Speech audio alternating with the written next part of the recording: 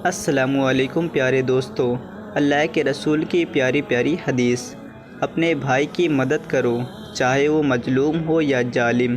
مظلوم کی مدد یہ ہے کہ ظالم سے اسے چھڑایا جائے، اور ظالم کی مدد یہ ہے کہ اسے ظلم سے باز رکھا جائے۔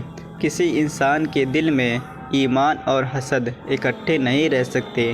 جو اللہ تعالیٰ اور قیامت پر ایمان رکھتا ہے، اسے کہہ دو کہ پڑوسی کی عزت کرے۔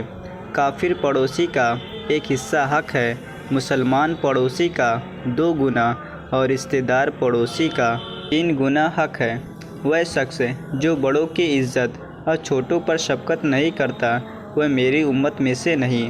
پیٹ سے بڑھ کر کوئی بدتر برتن نہیں۔ اللہ تعالیٰ کے نزدیک 2 قطروں سے بڑھ کر کوئی قطرہ پسند نہیں۔ پہلا آنسو کا قطرہ جو خوف خدا سے نکلے، دوسرا خون کا قطرہ جو راہ خدا میں گرے۔ بازار سے اولاد کے لیے جو چیز لاؤ، پہلے لڑکی کو دو، پھر لڑکے کو دو۔ کسی بھائی کی ضرورت پوری کرنے والا ایسا ہے گویا کہ اس نے تمام عمر خدا کی خدمت میں گزار دی۔ جو علم کی راہ پر چلتا ہے، اللہ اس کے لیے جنت کی راہ آسان کر دیتا ہے۔ علم حاصل کرنا ہر مسلمان مرد و عورت پر فرض ہے۔ جس نے علم کا راستہ اختیار کیا، اس نے جنت کا راستہ اختیار کیا۔ جس نے طالب علم میں وفات پائی، گویا وہ شہید ہوا۔ گود سے قبر تک علم حاصل کرو۔ علم بغیر عمل کے وبال ہے، اور عمل بغیر علم کے تباہی ہے۔ ہمیشہ سچی اور حق بات کہو، اگرچہ کڑوی ہی ہو۔ 3 عمل ایسے ہیں جو انسان کی موت کے بعد بھی جاری رہتے ہیں۔ نمبر 1 صدقہ جاریہ۔ نمبر 2 وہ علم جس سے لوگ فائدہ اٹھائیں۔ نمبر 3 نیک اولاد جو اس کے لیے دعا کرے۔ اپنی محنت کی کمائی سے بہتر کھانا کسی شخص نے کبھی نہیں کھایا۔ خاموشی بہت بڑی حکمت ہے۔ عمل نیتوں کے ساتھ ہر شخص کو اسی کا اجر ملے گا جس کی اس نے نیت کی۔ منافق کی 3 نشانیاں ہیں۔ نمبر 1 جب بولے تو جھوٹ بولے۔ نمبر 2 وعدہ کرے تو پورا نہ کرے۔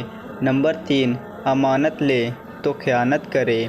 مومن کی مثال کھیتی کے پودوں کی طرح ہے، جسے ہوا کبھی جھکا دیتی ہے، کبھی سیدھا کر دیتی ہے، اور منافق کی مثال صنوبر کے درخت کی طرح ہے جو کھڑا رہتا ہے اور ایک ہی دفعہ اکھڑ جاتا ہے۔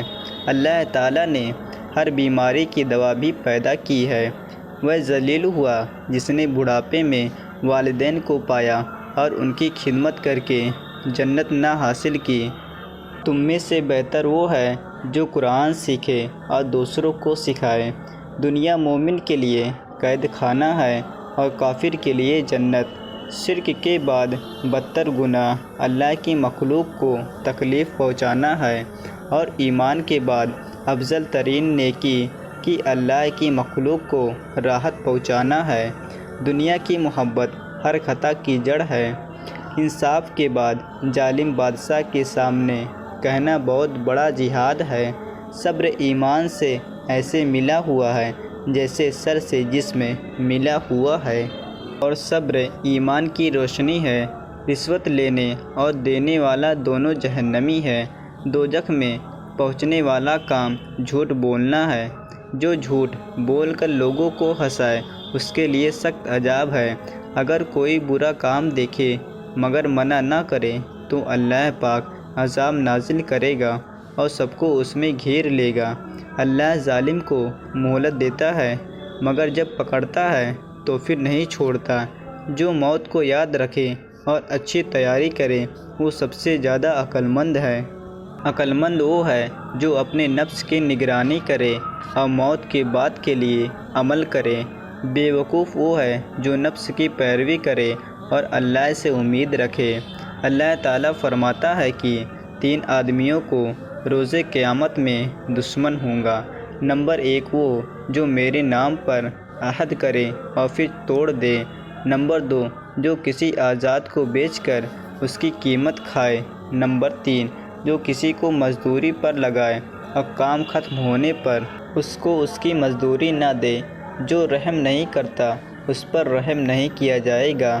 طاقتور وہ نہیں جو دوسروں کو پچھاڑ دے، طاقتور وہ ہے جو غصے میں اپنے آپ پر قابو رکھے۔